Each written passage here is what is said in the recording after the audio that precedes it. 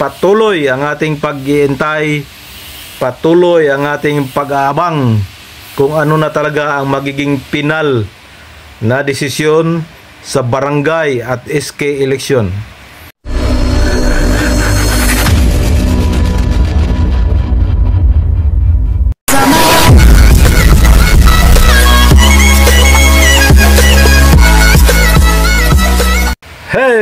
Hello mga kapobre. Welcome back muli sa ating munting channel, Pobreng Mapalad Vlog. Today is Thursday. Pitsa 4 na po ng Setyembre at ang ating Philippine Standard Time ay 9:30 na po ng umaga. So panibagong araw, panibagong biyaya, panibagong pag-asa. Of course, panibagong vlog na naman mga kapobre. So, for today's vlog mga kapobre, patuloy ang ating pag-iintay, patuloy ang ating pag-aabang kung ano na talaga ang magiging pinal na desisyon sa barangay at SK election. Pero hanggang ngayon ay nakabitin pa rin mga kapobre.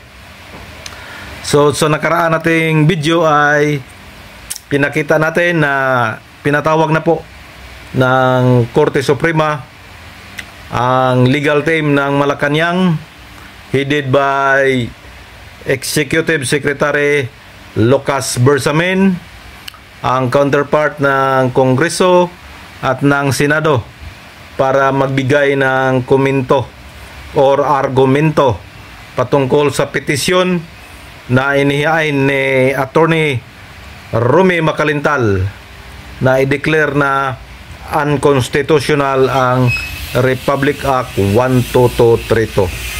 Pero hanggang ngayon mga kapobre, wala pa rin tayong nakitang pahayag or wala pa rin tayong nakitang balita na kung ano ang komento ng nasabing mga pinagkukomento ng Korte Suprema.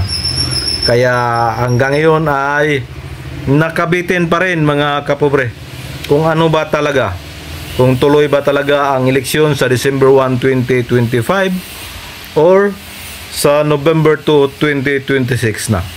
So mga kapobre, mas lalo ngayon gumugulo ang sitwasyon kasi nga nag-file din ng intervention ang Liga ng mga Barangay para ibasura ang petisyon ni Attorney Macalintal. So ito pa po, dumagdag pa po na matagalan talaga to kasi nga dumadami na po ang nakikialam sa panukalang batas na to. Of course, papanig talaga yung Liga ng mga Barangay para i-declare na constitutional. So dahil dito mga kapobre ay pinagkukuminto rin pinagkukuminto na rin ang mga petitioner na sina Attorney Macalintal at yung tatlong iba pa. Hiningan sila ng kuminto sa final na intervention ng Liga ng mga Barangay. So lalo itong nagkagulo-gulo na. So hindi na natin alam kung ano na talaga ang mangyayari dito. Pero wala tayong magagawa kundi maghihintay, mag-aabang.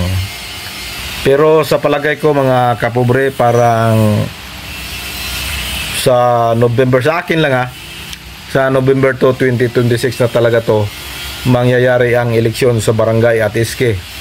Kasi nga nung sinalang si Chairman George Garcia sa budget hearing ay humingi na po siya ng karagdagang pundo para sa November 2, 2026 na eleksyon sa barangay at SK.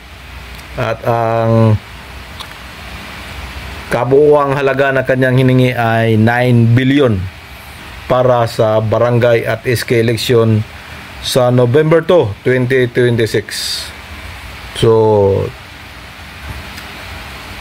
sa aking palagay ay sa susunod na taon na talaga to mangyayari ang eleksyon. Kasi itong petisyon ni Attorney Mac ay wala pang desisyon. Hanggang ngayon hindi pa na desisyonan. Mas lalo na ngayon may intervention ang ginawa ng mga liga ng mga barangay. Compose o mga barangay captains yan. So mga kapobre, antay at abang-abang lang muna tayo.